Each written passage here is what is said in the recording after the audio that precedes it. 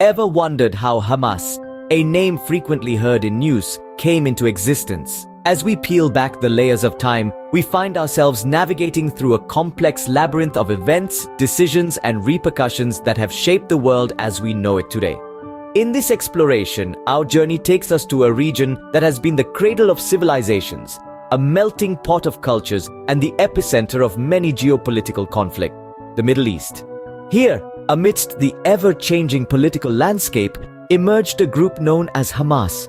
To truly understand Hamas, we must delve into its history, taking a closer look at the circumstances of its birth, its rise from the shadows to the spotlight, the years of struggle it endured, and its current state. So, let's dive into the past to understand the inception and evolution of Hamas. Hamas didn't just emerge out of nowhere, it was a product of specific historical and political events.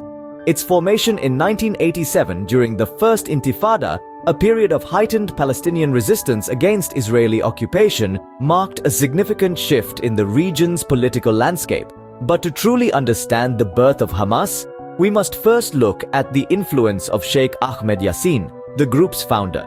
Yassin was a charismatic and influential figure within the Palestinian society. He was a paraplegic confined to a wheelchair, yet his physical disability didn't deter his ability to rally people around a cause. Yassin was a member of the Muslim Brotherhood, an influential Islamic organization with branches throughout the Arab world. He firmly believed in the Brotherhood's ideology, which emphasized the need for an Islamic state in Palestine. This belief, coupled with his charisma, made him an influential figure in the Palestinian society. In the mid-80s, Yassin and several of his associates began to establish a network of social and religious institutions in the Gaza Strip. These institutions provided much-needed services to the impoverished Palestinian population, earning them a significant following. When the First Intifada broke out in 1987, Yassin saw an opportunity. He moved quickly to establish a militant wing within his network, which he called Hamas. The name is an acronym for Harakat al-Muqawama al-Islamiyya, which translates to Islamic Resistance Movement. Hamas filled a political vacuum that existed at that time. The Palestine Liberation Organization, or PLO, was in exile and was struggling to influence events on the ground. The local population was looking for leadership, and Hamas was ready to step in. In its early years, Hamas focused on guerrilla warfare against Israeli forces. It also continued to build its network of social and religious institutions, further cementing its place within the Palestinian society. Thus, born out of conflict and religious fervor, Hamas took its first step on the world stage.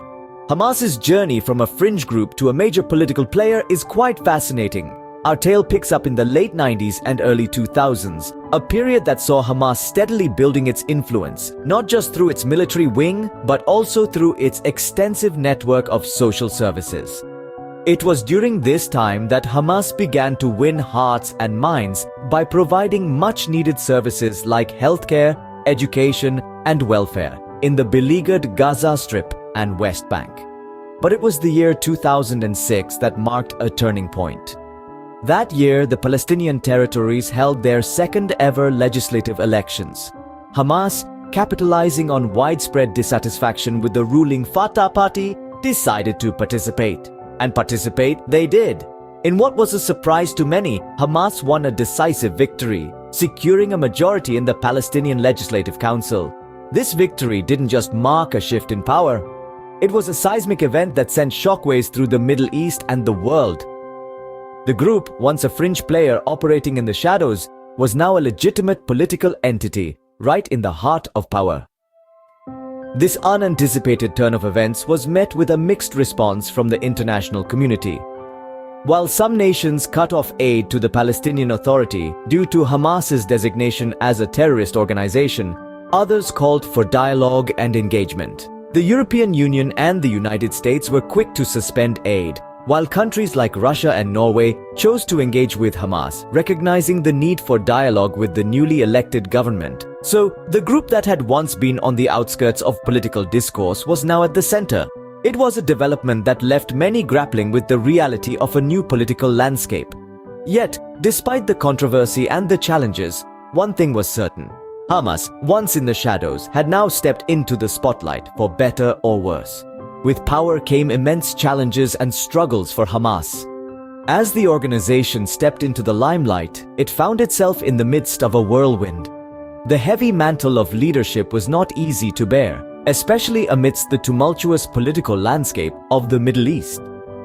The Israeli-Palestinian conflict, a long-standing dispute, became an arena of constant struggle for Hamas. Their rise to power was accompanied by an escalation in tension and volatility. Hamas, in its quest to establish a sovereign Palestinian state, found itself at odds with Israel. The conflict was not a simple one. It was a complicated dance of power, politics, and ideologies, a dance that came with a heavy toll. The casualties of this conflict were not just political, but human too. Lives were lost, homes were destroyed, and families were torn apart. The international community was not a silent observer either. As Hamas strived to navigate the troubled waters of the Israeli-Palestinian conflict, they encountered stiff resistance from the global stage.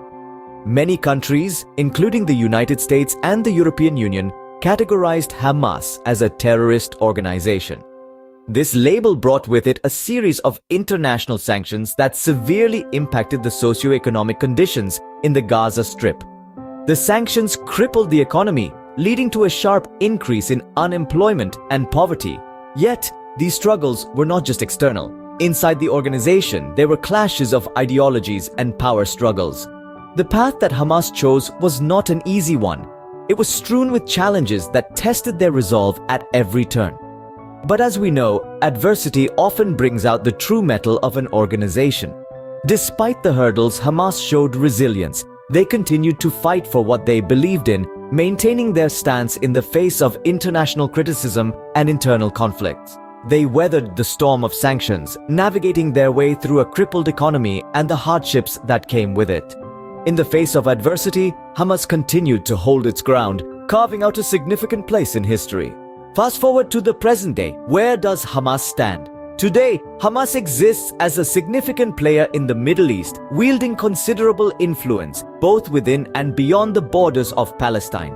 Its governance in the Gaza Strip, a territory marked by economic hardship and political instability, remains a contentious point in international politics. Hamas continues to maintain strained relations with various countries and organizations. Its designation as a terrorist organization by entities such as the United States and the European Union is a source of ongoing debate and controversy. Simultaneously, the group garners support from other quarters, further complicating the geopolitical landscape. The group's involvement in ongoing conflicts, particularly those with Israel, continues to shape its narrative and influence its actions. These conflicts are steeped in layers of history, politics, and religion, making them multifaceted and difficult to navigate. As we've seen, the history of Hamas is a complex tapestry of politics, religion, and conflict, and its story is far from over.